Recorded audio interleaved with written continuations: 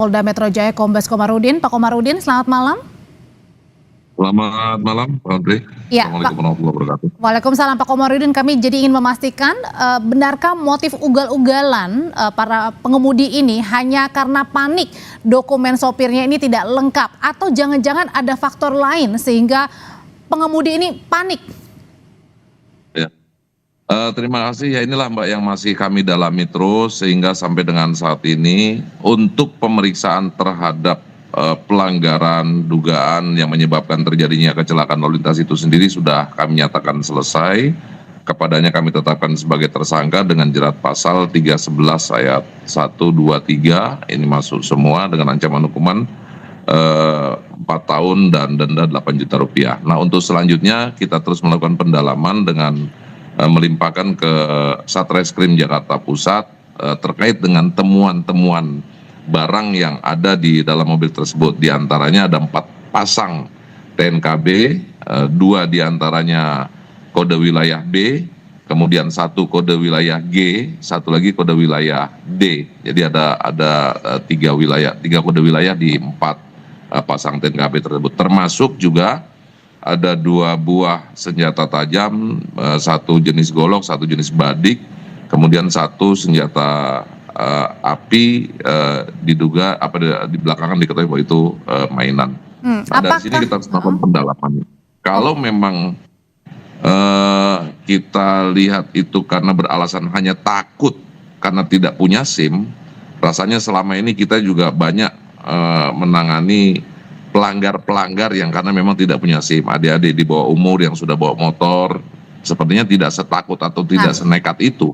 Bukan hanya 1 ruas jalan, Mbak, ada 3 ruas jalan yang diterobos. Pak Komarudin. Yang pertama, ya. Ya, apakah ini ada yang menduga jangan-jangan ini mobil dari hasil curian?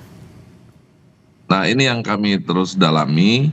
Sementara dari hasil cek fisik nomor rangka dan nomor mesinnya itu sangat tidak identik dengan TNKB yang terpasang. Oke, jadi temuannya tadi kan ada 4 plat palsu. Kalau kita lihat kan ada plat Jakarta misalnya ada 2 bahkan ya untuk TNKB-nya yang berbeda begitu. Nah, ini dugaannya mengarah kemana, Pak Dir? Sebagaimana kita ketahui, Mbak, biasanya mohon maaf sekali harus kami sampaikan bahwa pola-pola seperti ini dahulu kita kenal dengan gaya-gaya para, mohon maaf ini pelaku kejahatan gonta-ganti TNKB untuk mudah mengelabui, tidak mudah teridentifikasi, tidak mudah terlihat. Karena kalau untuk tidak pakai plat sama sekali itu kan sangat mencolok, makanya diganti plat sembarangan untuk mengetahui.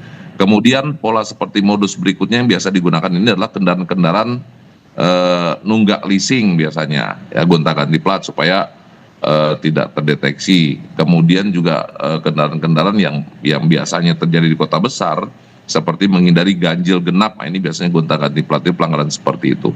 Namun kalau dengan kita lihat rekaman baik dari rekaman video amatir, kemudian yang terbaru kami punya rekaman dashcam dari mobil patroli kami, ya, itu ada rekaman dashcam mulai dari terindikasi pertama bergerak dari arah Senen menuju Gunung Sahari itu terlihat sudah kelihatan ugal-ugalan, kemudian kemudian masuk ke ruas jalan.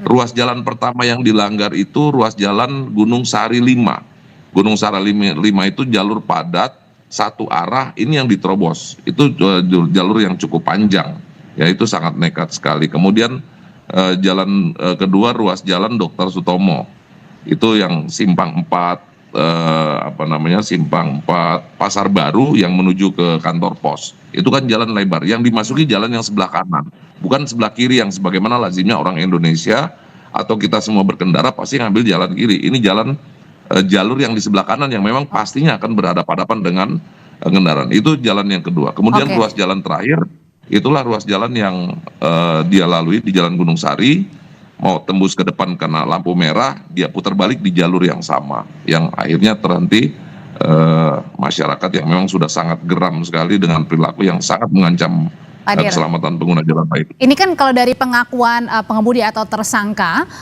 dia bilang katanya dari Surabaya, betul Pak? Apakah ini benar dapat KTP-nya ini benar dari Surabaya dan melakukan perjalanan dari Surabaya bersama dengan rekannya nih?